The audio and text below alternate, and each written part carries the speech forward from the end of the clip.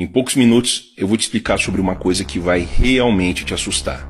No mesmo horário em que Sérgio Moro era chamado de ladrão pela esquerda, em uma sessão secreta na CPI do BNDES, Antônio Palocci fez afirmações estarrecedoras.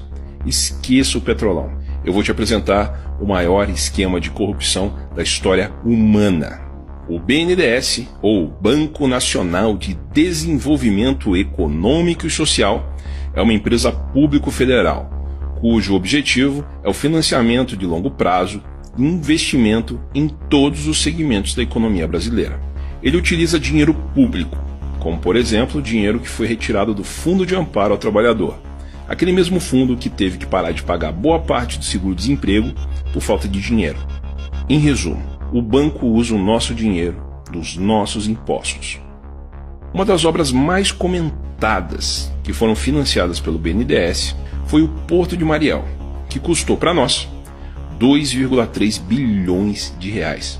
Para você ter uma ideia, 1 quilômetro de asfalto no Brasil custa em média 1 milhão de reais. Com esse valor, seria possível asfaltar mais de 2.300 quilômetros de estradas ou construir mais de 8.800 postos de saúde.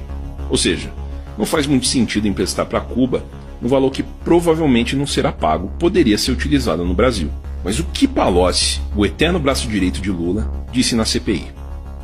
Segundo Palocci, o grande articulador do esquema para roubar o BNDES era Lula, que o total liberado pelo banco em transações duvidosas foi em torno de 500 bilhões de reais, exatamente a metade da quantia que a reforma da Previdência pretende economizar para salvar o país em 10 anos. Palocci afirmou que o ex-presidente tinha como objetivo uma espécie de poder mundial, financiando obras e eleições de nações amigas e ganhando muito com isso.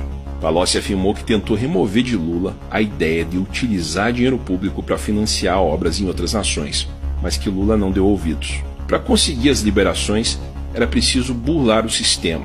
Isso nunca foi um problema para o PT. Como o dinheiro era roubado.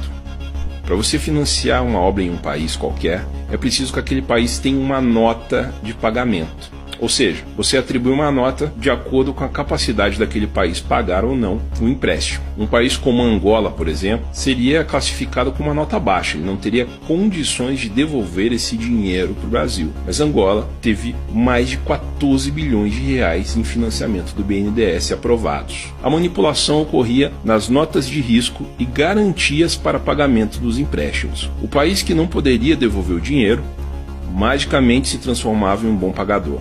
O resultado disso é que esses empréstimos provavelmente nunca serão pagos. O TCU já vem um bom tempo investigando essas movimentações e apresentou um cálculo. O cálculo é o seguinte: cada obra no exterior financiada pelo banco, em média, desviava 50% do valor liberado. Provavelmente todo o dinheiro desviado foi utilizado para se pagar propina no exterior aos agentes envolvidos e provavelmente ao Partido dos Trabalhadores. Palocci confirmou o uso de contas bancárias no exterior para movimentar o dinheiro da propina. Isso quer dizer que devem haver contas no exterior abarrotadas com dinheiro do BNDES em nome do PT. Vamos a um cálculo rápido. Se 500 bilhões foram liberados para países amigos e desses 500 bilhões, cerca de 50% do valor era propina, estamos falando numa bagatela de 250 bilhões do dinheiro do contribuinte brasileiro em propinas. Outra coisa que chamou muita atenção do TCU foi a liberação de empréstimo acima do valor da obra. Por exemplo, uma obra que custava 200 milhões recebia do BNDES 600 milhões. Provavelmente esse dinheiro extra também era propina. Segundo Palocci, dentro do Brasil, Lula tinha outro esporte: criar bilionários. Ele dava a palavra final nos escolhidos para serem campeões nacionais, como o JBS, Odebrecht, Eike Batista e vários outros empresários mega milionários. Enquanto milhões de empresários sofrem todos os dias para manter suas empresas abertas, sem nenhuma possibilidade de conseguir um financiamento do BNDES, Lula escolhia a dedo os novos bilionários do Brasil. Mas, como eu disse, esse é só o começo. Algumas perguntas ficam.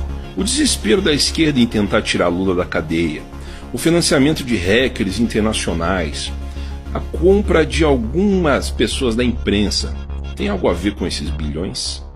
Os empréstimos estão sendo pagos? Qual é o verdadeiro tamanho do rombo nos cofres públicos? Que a caixa preta do BNDES seja aberta e que possamos saber de tudo isso. Vamos esperar a resposta desse que já é considerado o maior esquema de corrupção do planeta.